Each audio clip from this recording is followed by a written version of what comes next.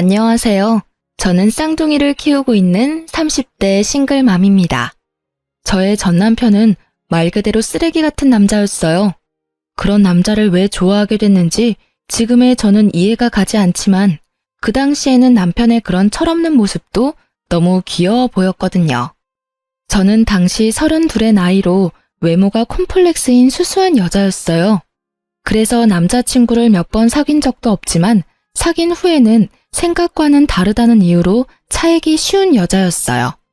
그래서 제가 연애를 하고 결혼을 할 거라는 생각은 그냥 접어두고만 있었는데 남편을 만나게 되고 그런 생각은 모두 사라졌어요. 처음 남편을 만난 건 술집이었어요. 저도 남편도 각자 다른 친구와 함께 왔었는데 어쩌다 보니 합석을 하게 됐고 그 과정에서 남편과 친해지게 됐죠. 그때 남편은 푸념처럼 말하곤 했어요. 부모님이 빨리 결혼해서 아이를 가지기를 원한다. 하지만 자기는 그렇게 해줄 여자를 아직 찾지 못했다고요. 솔직히 이 남자가 부모님에게 한없이 약한 인성 좋은 사람인 줄 알았어요. 그래서 그때 이야기도 많이 나누고 연락도 많이 했었어요. 그렇지만 당신은 사귀는 사이는 아니었어요. 그런데 두세 달쯤 지나니 저에게 결혼을 전제로 사귀고 싶다고 하더군요. 얼굴은 자기 타입인데 성격은 부모님 타입이라고요. 솔직히 나보다 3살이나 어린 남자에게 이런 식으로 고백당하니 저도 가슴이 두근거리며 기분이 날아갈 듯 기쁘더라고요. 그래서 시어른 될 분들을 보러 집에 갔는데 거기서부터 너무 놀랐었어요. 집은 비싸 보이는 전원주택에 부모님들도 무척 교양 있어 보여서 그냥 소시민인 나와 우리 가족이 결혼을 할 수 있을까 싶은 생각만 들더라고요. 그런데 의외로 그 집에 갔더니 시어른들이 너무 좋아하셨어요. 그렇게 두 분의 마음에 쏙 들어 결혼을 하게 됐고 결혼 후에는 금전적으로 도움도 많이 받았어요. 시부는 엄격한 면이 있지만 상냥하신 분이고 시모도 친절하고 부드러운 분이셨거든요. 그런 제 결혼 생활은 완벽한 신데렐라 스토리가 될 뻔했지만 저에게는 문제가 하나 있었어요. 바로 외동아들로 곱게 큰 남편이 철이 없고 생각이 너무 짧다는 거였어요. 사실 결혼 후에 들은 이야기였는데 시부모가 저를 좋아한 이유도 제가 연상에다 차분한 성격이라 남편을 잘 단속할 거라고 생각했기 때문이었대요. 그런 이야기까지 듣고 나니 가정의 평화를 위한 책임감이 막중해지더군요. 그러다 찾아온 위기는 아이를 낳기 전이었어요. 그때는 한창 아이를 낳으려 노력하던 때였어요. 시부모님이 너무 손주를 원하기도 하셨지만 저도 슬슬 더 늦으면 노산이 될 상황이 오기 시작했으니까요. 그렇게 열심히 시험관 준비 중이었는데 남편은 그때쯤 점점 늦게 들어오기 시작했어요. 남편은 당시 중소기업에서 일하고 있었어요. 그런데 결혼 1년 차에는 꼬박꼬박 집에 잘 들어오더니 2년이 넘어가자 점점 풀리기 시작했어요. 취해서 들어오는 것도 많았지만 다음날 새벽에 집에 들어온 적도 많았어요. 처음에는 야근하고 회식하느라 늦는다는 남편의 말을 믿었는데 뒤로 갈수록 믿기 힘들어지더라고요. 왜냐면 퇴근 시간인 저녁 6시 이후로는 절대 제 연락을 받지 않는 거예요. 그리고는 집에 들어오기 직전에 연락을 한다거나 아예 답이 없이 늦은 적도 많았어요. 처음에는 바빠서 그런 거라 생각했는데 이렇게 계속 바쁠 리가 없잖아요. 야근을 한다면 야근 수당이 붙어서 월급이 많아져야 하는데 월급은 계속 그대로고요. 그렇다면 이유는 2가지 중 하나였죠. 야근을 하지 않고 내게 거짓말을 했거나 야근을 했지만 야근 수당을 다른 데에 썼거나 솔직히 어느 쪽이든 문제는 있다고 생각했어요. 어떻게 할까 고민하다가 오랜만에 만난 고향 친구가 좋은 생각을 알려주더라고요. 네 이름으로 전화해서 안 받으면 다른 사람 이름으로 연락해봐. 똑같이 안 받으면 바쁘다는 거고 혹시나 받으면 남편이 네 전화를 피한다는 뜻이지. 참으로 좋은 생각인 것 같더라고요. 그래서 일단 남편에게 전화를 걸었어요. 그때가 저녁 8시쯤이었는데 역시나 전화를 받지 않더군요. 그리고 친구의 계정으로 남편의 SNS에 안녕하세요 라고 짧게 연락을 시도했어요. 그런데 갑자기 바로 연락이 오더라고요. 그 연락을 보니 화가 완전 뻗치더라고요. 게다가 연락 온 메시지가 더 열받게 했어요. 남편 놈은 안녕하세요라는 물음에 누구였지? 혹시 그때 그 클럽에서 만난 사람인가? 하고 보냈던 거예요. 열받은 저는 바로 제 폰으로 남편에게 연락을 했어요. 역시나 받지 않길래 남편에게 톡을 보냈죠. SNS 계정으로 인사 보낸 건 아니까 지금 당장 집에 들어와? 라고 말이죠. 저는 친구에게 미안하다고 하고 집으로 돌아가 남편을 기다렸어요. 그런데 간 크게도 남편은 4시간이나 지나 자정을 훌쩍 넘긴 시간에 어슬렁어슬렁 들어오더라고요. 자기가 뭘 잘못했는지도 모르는 그런 태연한 얼굴. 저는 열이 받았어요. 내가 들어오라고 했는데 여태껏 뭐 했어? 야근한다는 것도 다 거짓말이지? 좀 그만해. 짜증나게 왜 이렇게 집착하는 건데? 결혼했으면 이제 슬슬 놔줘야 할 때 되지 않았어? 짜증나게 맨날 저녁에 전화하고. 바쁜데 너 때문에 일도 제대로 못한다고. 얼굴 가득 짜증을 채운 남편 놈을 보니 기가 차서 말도 안 나오더라고요. 왜 방귀 낀 놈이 화를 낼까요? 지금 이 상황에서는 제가 화를 내야 하는 거잖아요. 지가 뭘 잘못했다고 짜증을 내는지. 뻔뻔한 남편 놈의 태도에 저는 더 열이 받아버렸죠. 도대체 뭘 하고 싸돌아다니느라 와이프 전화 연락 다 씹는 건데 모르는 여자 연락받을 시간은 있고 내 연락받을 시간은 없어? 모르는 사람이 연락 오니까 아는 사람인가 싶어서 다시 연락했던 거고 당신은 어차피 집에 빨리 오라는 이야기만 할 거니 일부러 안 받은 거지. 내가 이렇게 된 데는 네 책임도 있잖아. 매번 똑같은 걸로 전화하는데 안 지쳐? 뚫린 입이라고 멍청한 소리를 마구마구 짓거리는 남편을 보니 새삼스레 제가 왜 이런 남자랑 결혼했나 싶은 생각이 들었어요. 와이프가 화를 내는 게 당연한 이 상황에서 뭐가 그렇게 당당한 건지. 야, 내가 매번 똑같은 거 물어볼 거 알면 미리 늦게 간다 일찍 간다 이야기하면 될 일 아냐. 그러면 내가 너 기다리느라 언제 오냐고 물을 필요 없고. 그리고 너 늦게 오는 거 여자 만나느라 그런 거지? 그런 거 아니라고. 너 완전 상상력이 대단하네. 내가 여자 만난 증거라도 있어? 증거가 있으면 가져와. 나는 너무 결백하거든. 솔직히 나처럼 사람 좋아하고 노는 거 좋아하는 사람이 여태껏 결혼하고 한 번도 그렇게 즐기지를 못했는데 무슨 여자야? 너 여기서 한 발짝만 더 가면 의부증이야. 알아? 그러니까 내 일에 신경 쓰지 마. 저는 뱃속에서 솟아오르는 분노를 꾸역꾸역 삼켰어요. 큰 소리를 내지 않으려 얼마나 고생했는지 계속 침을 삼켜야 했어요. 의부증? 네가 그렇게 행동을 하니까 내가 의심하는 거잖아. 그리고 진짜로 의부증이 어떤 건지 보여줄까?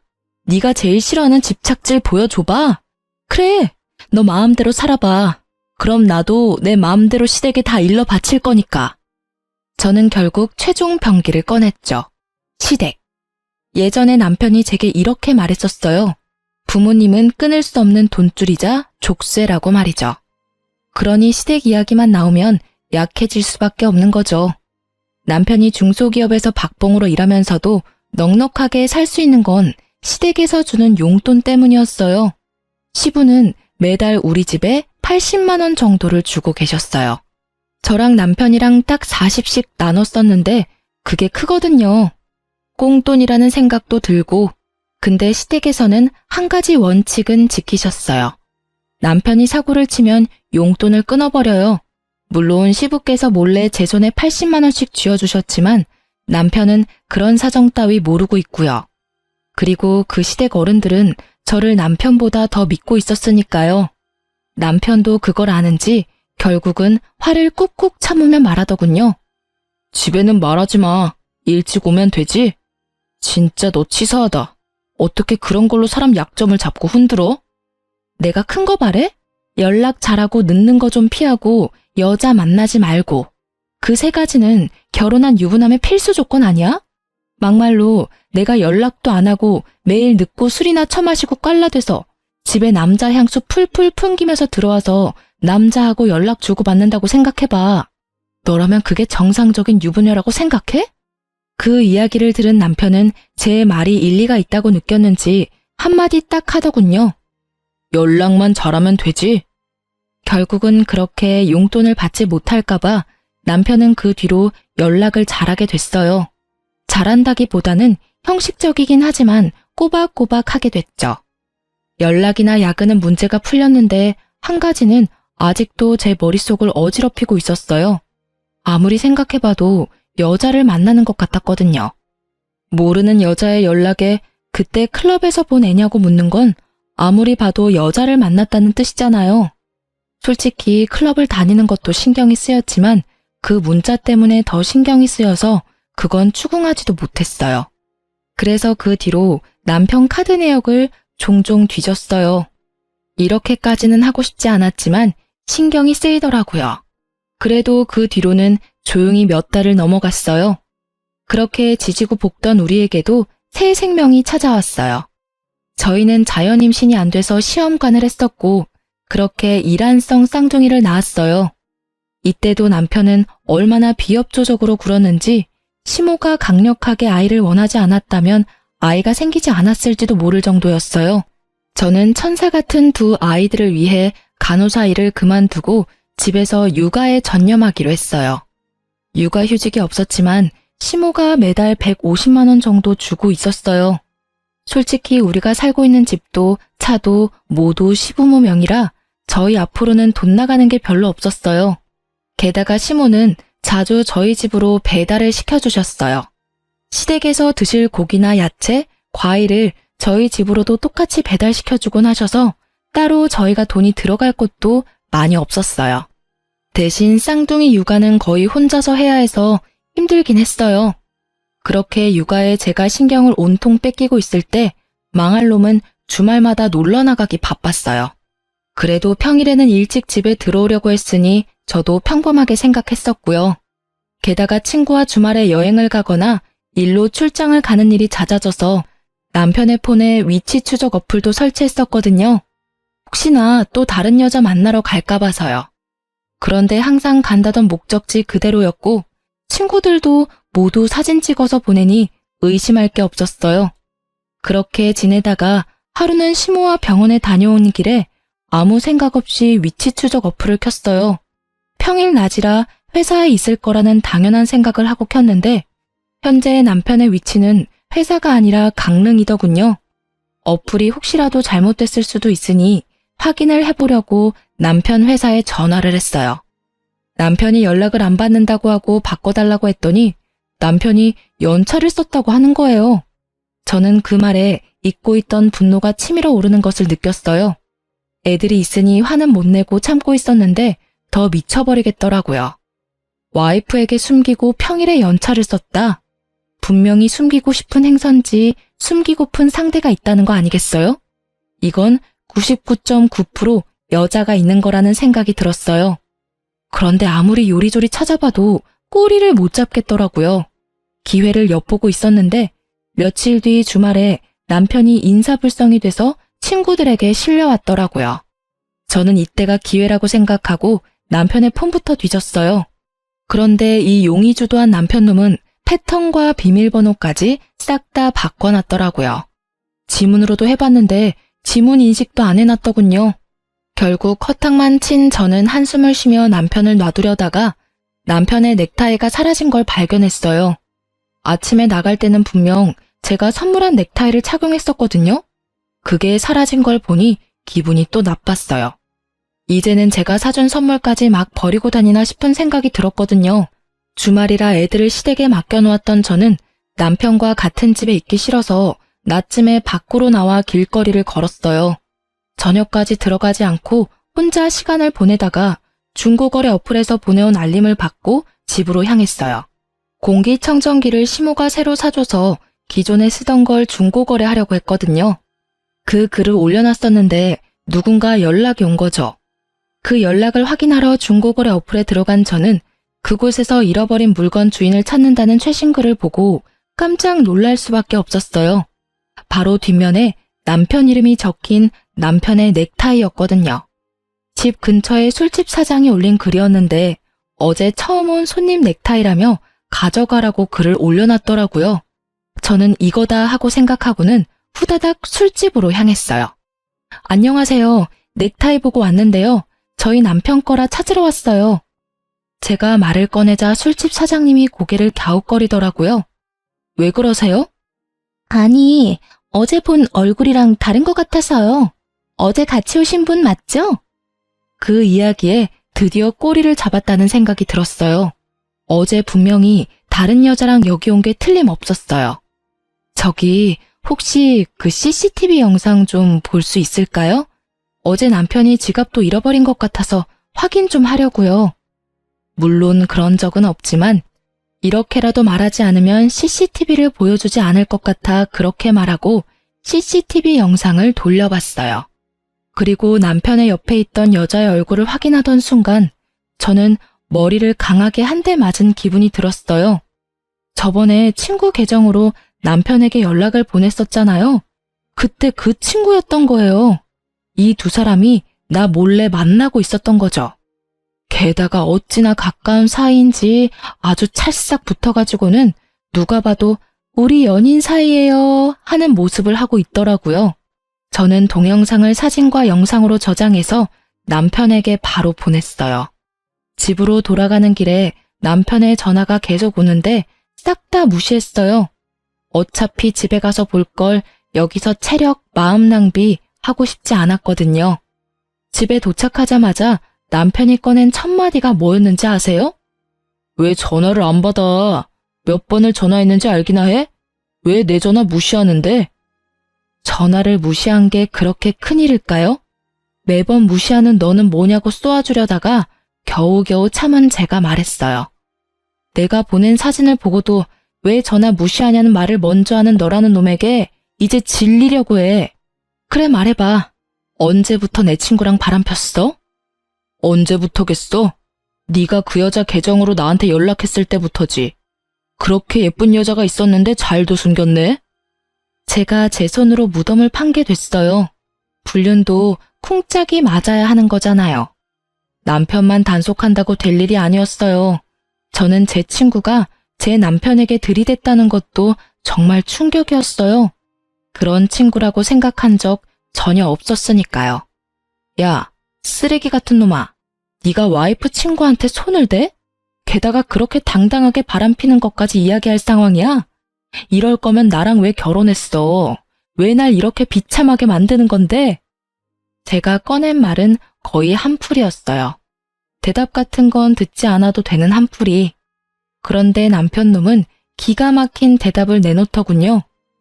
네가 성격은 수수하고 조용해서 내가 밖으로 나돌아다녀도 별말 안 할 줄 알았지. 이렇게 괄괄하고 집착하는 성격인 줄은 꿈에도 몰랐어. 이렇게 땡땡댈 줄 알았으면 다른 여자랑 결혼하는 게 차라리 나았을 것 같아. 엄마가 빨리 결혼해서 애 낳으라고 난리쳐서 제일 만만해 보였던 너하고 결혼한 건데 완전 망했잖아. 네가 다른 여자 만나고 밖으로 나돌아다녀도 별말 안 하고 참아주는 여자? 그런 여자가 세상에 어디 있겠어. 있다면 네 돈 보고 결혼해서 딴 주머니 차려는 여자겠지. 내가 미쳤지. 네 본성을 못 알아보고 결혼한 내가 미친 거야.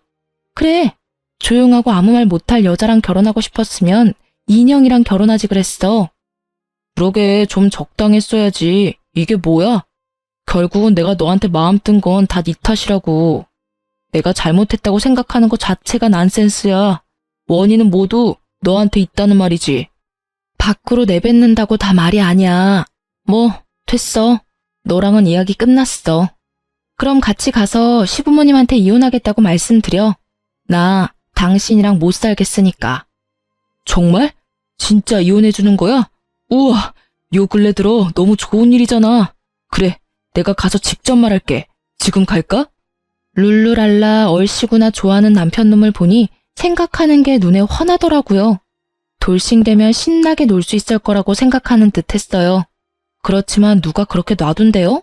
절대 그렇게 놔둘 수 없죠. 남의 눈에 눈물 나게 해놓고 즐겁게 보내도록 만들면 안 되죠. 내가 불행한 만큼 너도 불행해져야 똑같을 거잖아요. 제가 굳이 남편놈에게 이혼 이야기를 직접 시부모님에게 밝히라고 한 데는 다 이유가 있었어요. 그런데 그것도 모르고 좋아하며 앞장서는 남편을 보니 속으로는 회심의 미소를 날리고 있었어요. 저와 남편이 시댁에 도착했을 때는 이미 저녁 시간이 훌쩍 지났을 때였어요. 아이들은 모두 작은 방에서 자고 있었고 시부모님은 두 분이서 조용히 TV를 보고 계셨어요. 어머, 너희들 웬일이니? 갑자기 무슨 일이야? 애들 벌써 데리러 왔어? 아님, 어디 아파? 시모는 걱정이 가득한 얼굴로 저희에게 왜 왔냐고 물어봤어요. 아니, 콕 집어 저에게 말한 거죠. 시모와 함께 병원을 다녀온 게 며칠 전 일이라 시모가 저에게 신경을 많이 쓰고 계셨거든요. 저는 남편을 앞으로 떠밀었어요. 남편은 당당한 걸음으로 앞으로 나서더니 자기가 결심한 걸 이야기하더라고요. 엄마, 우리 이혼하기로 했어. 그러니까 그렇게 알고 있으라고. 남편 놈의 폭탄 발언에 시부모는 완전 난리가 났어요. 갑자기 그게 무슨 말이야? 이제 막 쌍둥이 낳은 애들이 이혼은 무슨 이혼이야? 너희 싸웠니? 싸웠다고 해서 그런 말 막 하면 안 돼. 그래, 무슨 일인지는 모르겠지만 대화로 잘 풀어봐, 응? 부부싸움은 칼로 물베기 같은 거야. 둘이서 잘 이야기해보면 분명히 조율이 될 테니까. 시부모는 저희를 달래려 애쓰는 중이었고 남편은 그 상황에서도 아주 당당하게 말하더라고요. 아니, 남편이 밖에서 하는 일에 사사건건 참견하고 떽떽거리며 잔소리하는 거 싫어서 이혼하고 싶은 거예요. 게다가 의부증까지 있는지 저한테 위치 추적 앱 같은 거 설치해놔서 솔직히 숨 막혀서 같이 못 살겠어요. 다른 사람들이 들으면 오해하겠어. 당신은 아무 잘못 없고 나만 잘못한 것처럼 말하네? 왜 당신 바람핀 이야기는 안 해? 나한테 속이고 내 친구랑 강릉 여행 가고 술집에서 친구 옆에 끼고 놀다가 내가 선물해준 넥타이 버리고 온 건 왜 이야기를 안 해? 부모님들도 모든 상황을 다 들어야 우리가 왜 이혼을 결심했는지 이해하실 거 아냐. 누가 이야기 안 한대? 이제 막 할 거였다고. 뭐 엄마 아빠 들으신 대로 바람핀 건 사실이고요. 당분간은 돌싱으로 있고 싶어요. 솔직히 결혼 생활 내내 너무 답답했거든요. 와이프가 잘못하긴 했지만 저도 바람핀 책임은 있으니 부모님이 이 여자한테 위자료 두둑히 좀 챙겨주고 좋게 끝내면 될 것 같아요. 그 말을 들으니 제가 이혼을 결심한 게 정말로 잘한 일이라는 게 확 와닿더라고요. 여전히 철없고 정신 못 차리는 천하의 개쓰레기 같은 발언을 아무렇지 않게 하는 남편을 보니 말이죠. 그리고 그 말을 면전에서 듣고 있는 시부모의 꼭지도 함께 돌게 만들더라고요. 야, 너 미쳤어? 네가 지금 제정신으로 그런 말하는 거냐? 당분간은 돌싱으로 있고 싶어? 이 미친놈이. 지금껏 네가 어떤 미친 짓을 해도 귀한 외동아들의 마음이 약해서 이해해주고 넘어가주고 뒤처리 다 해서 정리해줬는데 지금 네 이혼까지 우리더러 책임지라고? 네가 사람 새끼냐? 네가 잘못을 했으면 네가 책임지고 상황을 정리해야 하는 거 아니야? 그렇게 바람을 폈다고 당당하게 말할 수 있는 뻔뻔함은 도대체 어디서 생기는 거냐고? 온화하던 시부의 얼굴이 벌겋게 터질 것처럼 부풀어 올랐고 남편은 어리둥절한 표정으로 지금 이 상황을 이해조차 못하고 있더라고요. 아니, 여태껏 잘해주셨잖아요. 결혼한 거 그냥 이혼하겠다는데 왜 그렇게 심각하게 굴어요? 솔직히 애가 뭐가 그렇게 중요한데요? 저는 제 인생이 더 중요해요. 애한테 인생 붙들리는 거 딱 사양이라고요. 남편의 말에는 더 이상 생각해줄 가치조차 없었어요. 어머님, 아버님, 일이 이렇게 됐으니 며칠 전에 저와 나눈 이야기는 없던 걸로 해야 할 것 같아요. 어차피 가족이 아니면 그게 좀 힘들다고 하니까요. 아가, 안 돼. 다시 한번 생각해봐. 네가 힘든 건 내가 다 알아. 이 정신 나간 아들놈은 내가 제자리에 돌려놓을 테니까 아무 생각하지 말고 제발, 응? 너 이 미친놈아. 너 와이프의 생떼 같은 자식들 놔두고 뭐하는 짓거리야? 네가 뭔 짓을 한지 알기나 해? 이 천하의 머저리 같은 놈, 네가 결국은 이렇게 불효를 해? 아니, 왜 나한테 소리 지르냐고요? 내가 엄마 아들인데 왜 저 여자 편만 들고 있는데요? 솔직히 이것도 엄청 짜증나거든요? 내가 무슨 말만 하면 며느리한테 물어봐야 한다. 며느리랑 상의했냐? 안 되겠다 며느리한테. 이게 정상이에요? 볼멘 소리로 불평을 쏟아내는 남편을 보더니 시부가 맞받아쳤어요. 네가 이러니까 우리가 며느리를 찾는 거 아니냐? 네가 처신을 똑바로, 아니지, 상식적으로만 해도 우리가 며느리를 찾을 리가 있겠어? 너 혼자 애 둘을 어떻게 키울 건데? 귀찮게 애는 왜 키워요? 그냥 다 이 여자 줘버려요. 애는 기회 되면 다시 만들면 되지. 네가 진짜 미쳤지? 너희가 왜 시험관을 했는데? 네가 지금 시험관 아니면 애를 못 낳는다고? 그 와중에 손주들까지 우리한테서 떼어놓겠다고? 네가 사람 새끼야? 넌 도대체 뭐가 모자라서 이렇게 참한 며느리랑 이혼을 하려는 거야? 네가 여태껏 데려왔던 애들 중에 이만큼 착하고 성실한 애가 있기는 했어? 설마 또 어디서 너처럼 노는 거 좋아하는 여자 데리고 오면 우리는 허락할 생각 추호도 없어. 아버지, 그건 걱정하지 마시라고요. 저 당분간 여자 데리고 올 생각 없다니까요. 솔직히 돌싱을 좀 더 즐기고. 그 이야기에 시모가 남편 등짝을 찰싹 때리더라고요. 결국 참지 못한 거겠죠. 저는 이 쓰레기 같은 남편놈이 이제 무슨 말을 해도 더 이상 화가 안 났어요. 그냥 빠른 손절이 답이라는 것만 더 강하게 느낄 뿐이었죠. 뭘 더 즐겨 뭘? 네가 지금 엄마 목숨줄 가지고 있는 거 모르지? 이런 말까지 안 하려고 했는데 네 와이프가 나한테 뭘 해주기로 했는지 모르지? 그게 뭔데요? 뭔데 이렇게 호들갑인데요? 뭐 얼마나 대단한 거길래 거창하게 목숨줄 운운하는 건데? 네 와이프가 얼마 전에 너희 엄마랑 병원 갔다 왔어. 신장이식 적합한지 조직 검사 받으러. 검사상 운이 좋은 건지 하늘이 도왔는지 조직이 잘 맞아서 이식 진행하기로 했는데 네가 지금 이혼하면 그 신장 못 받아. 엄마 매번 투석하러 다니느라 힘든데 너 때문에 이식도 못 받고 죽으면 네가 책임질 거야? 내가 며느리 신장 때문에 이러는 거 아니야. 시부모한테 신장 떼주는 게 어디 쉬운 일인 줄 알아? 네가 모자람 없이 컸다고 돈이면 다 된다고 생각하나 본데 이런 거는 돈으로 되는 문제가 아니야. 하늘이 내려준 기인을 네가 네 발로 차버리니 이 부모 속이 문드러지는 거 아니냐고. 어른들한테 잘해. 애들한테도 잘해. 성격도 좋고 너 단속도 잘하는 이런 며느리 대체 뭐가 문제라고 네 놈은 이혼을 하겠다 지랄이야? 시부의 그 말에 남편의 얼굴이 깜짝 놀라더라고요. 저는 이때 남편이 180도 돌변해서 저한테 사과라도 하면 어쩌나 생각했거든요. 솔직히 정이 뚝 떨어진지라 어차피 이혼 결심은 했는데 진심으로 사과하면 시부모님 생각에 마음이 약해지면 어쩌지 하는 생각이었죠. 그치만 저의 기우였던 거죠. 이 멍청이가 뭐라는 줄 아세요? 그러면 나한테 먼저 말했어야지.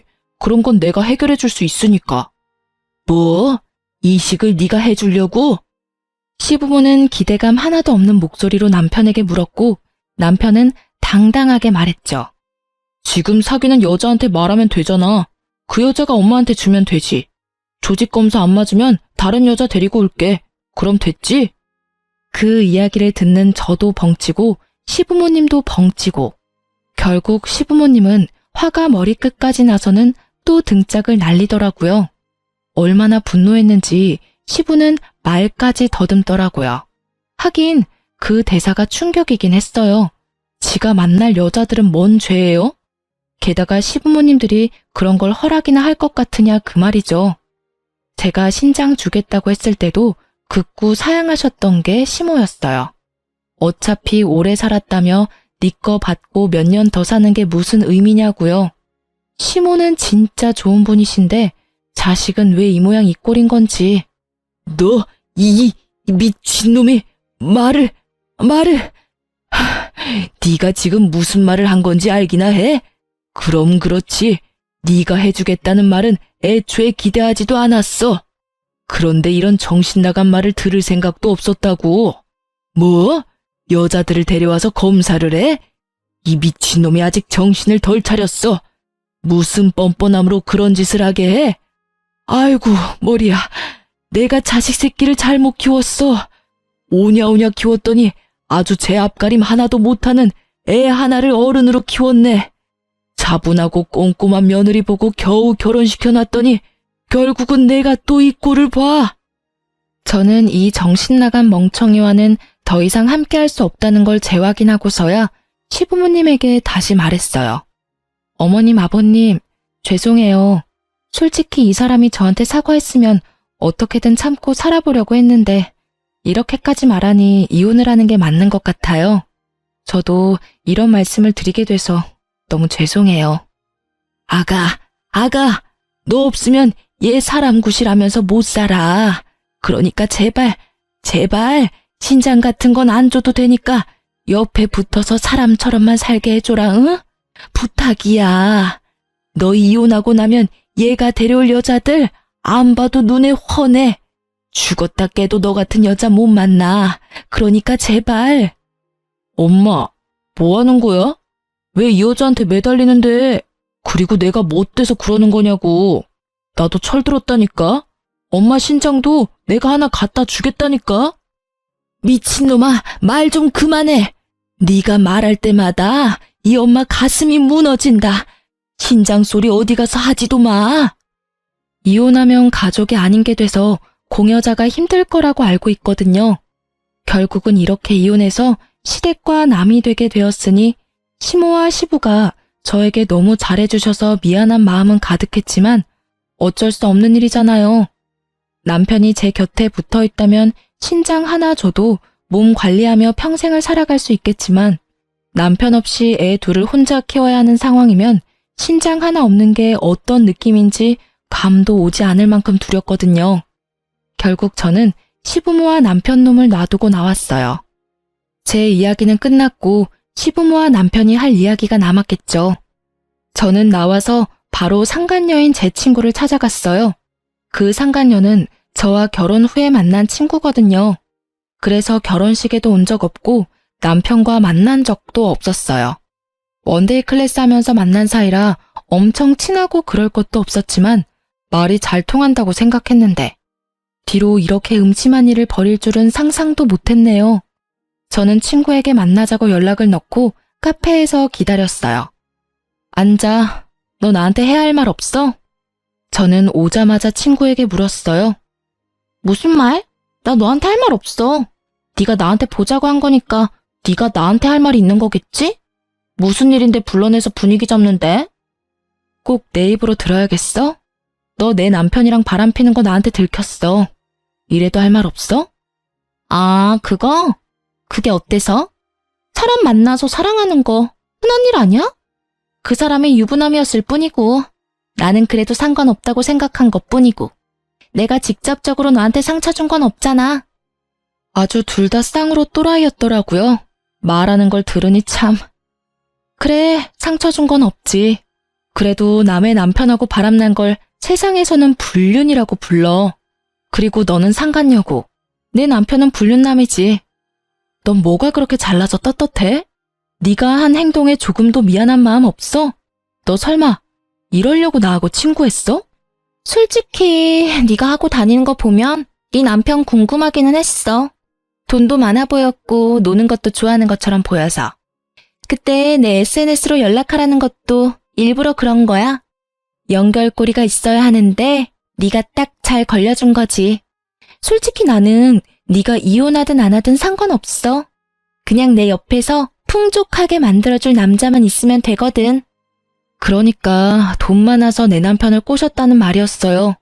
실상은 시부모 돈 없으면 완전 평범하다 못해 쥐꼬리만한 월급 겨우 받는 회사원인 거 알면 어떨까? 반응이 궁금하더라고요. 그냥 사실대로 말해주려고 했죠. 너는 지금 네가 처한 상황을 모르나 본데 생각보다 일이 크게 났거든?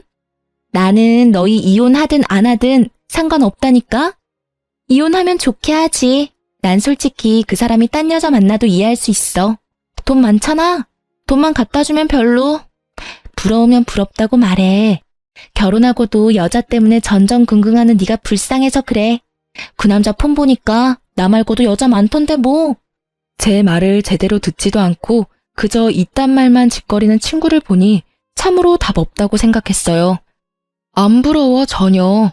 그리고 넌 남편이 어떤 놈인지도 모르고 있는 것 같고 그 집에서 무슨 일이 벌어지는지도 모르는 것 같네. 내가 말해줘도 들을 것 같지도 않고 그냥 몸소 겪어봐. 네가 그렇게 즐거울 수 있는 것도 오늘까지일 테니까. 아무것도 모르는 애를 그냥 두고 나와버렸어요. 길게 말할 것도 없더라고요. 차랑 뭐 이런 이야기 했으면 저도 화났을 텐데 돈 이야기하니 그냥 김 빠지더라고요. 돈 보고 만나는 걸 보니 조만간 남편 본체 알면 떠나겠구나 싶기도 했고요. 그렇게 며칠 뒤에 시모한테 저 연락이 왔더라고요. 이혼 이야기 마무리도 할 겸 잠시 집에 오라고요.